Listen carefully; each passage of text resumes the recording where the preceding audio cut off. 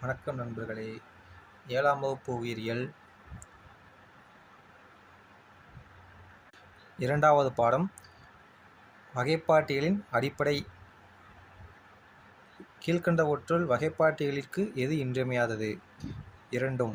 அதாவது ஒற்றுமையும் வேணும், வேற்றுமையும் வேணும், ரெண்டுமே வேணும். ஏறத்தாழ புவியில் காணப்படும் சிற்றிடங்களின் எண்ணிக்கை 8.7 மில்லியன்.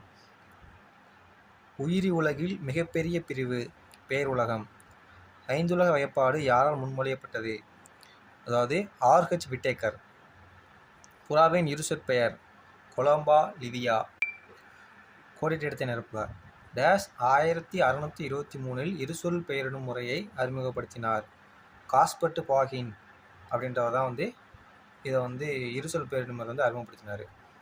சிற்றினம் என்பது டேஸ் வகைப்பாட்டின் நிலையாகும். சிற்றினம் அடிப்படை வகைப்பாட்டின் நிலை. டேஸ் பச்சையமற்ற மற்றும் ஒளிச்சேர்க்கை தன்மையற்றது. பூஞ்சை. ஏன்னா பூஞ்சை சாருண்ணிகள் அல்லது கொன்றுண்ணிகள்னு சொல்லுவாங்க. வெங்காயத்தின் இருசொல் பெயர் அல்லியம் சட்டைவம். டேஸ் தந்தை கார்லஸ் லினேயஸ் ஆவார். தற்கால வகைப்பாட்டியலின் தந்தை. சரியா தவறா? உயிரினம் உருவாகுதல் மற்றும் பரிணாம முக்கியத்துவத்தை அறிய வகைப்பாட்டியல் உதவுகிறது. சரி. மீன்கள் நீரில் வாழும் முதுகெலும்புடையவை ஆகும். சரி. 1979ஆம் ஆண்டு ஐந்துலக வகைப்பாட்டினை முன்மொழியப்பட்டது. தவறு.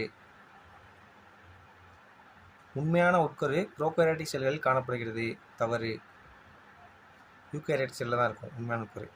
விலங்கு செல்கள் செல் சுவர் பெற்றவை. தவறு. தாவர செல்லில் மட்டும் தான் செல் சுவர் இருக்கும். அதுதான் அந்த நிலையான வடிவத்தை கொடுக்கறது. பொறுத்துக. மொனிரா பாக்டீரியா, புரோட்டிஸ்டா யூக்ளினா, பூஞ்சை மோல்டுகள், பிளாட்டே வேம்பு, அனிமேலியா வண்ணத்துப்பூச்சி. கூற்று. இருசொல் பெயர் என்பது உலகளாவிய பெயராகும். இது இரு பெயர்களை கொண்டது. காரணம் கார்லஸ் லினேயஸ் என்பவர் முதன்முறையில் அறிமுகப்படுத்தப்பட்டது. கூற்று சரி, காரணம் தவறு.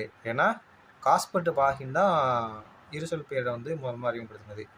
அடையாளம் காணுதல், வகைப்படுத்துதல், தொகுத்தல் ஆகியவை வகைப்பாட்டில் அவசியமானவை. காரணம் இவை வகைப்பாட்டியலின் அடிப்படை படிநிலைகள். கூற்றும் காரணமும் சரி. அடுத்த வீடியோவில் பார்க்கலாம் ஃப்ரெண்ட்ஸ். சப்ஸ்கிரைப் பண்ணுங்க மேலும் இந்த மாதிரி வீடியோ பார்க்குறதுக்கு.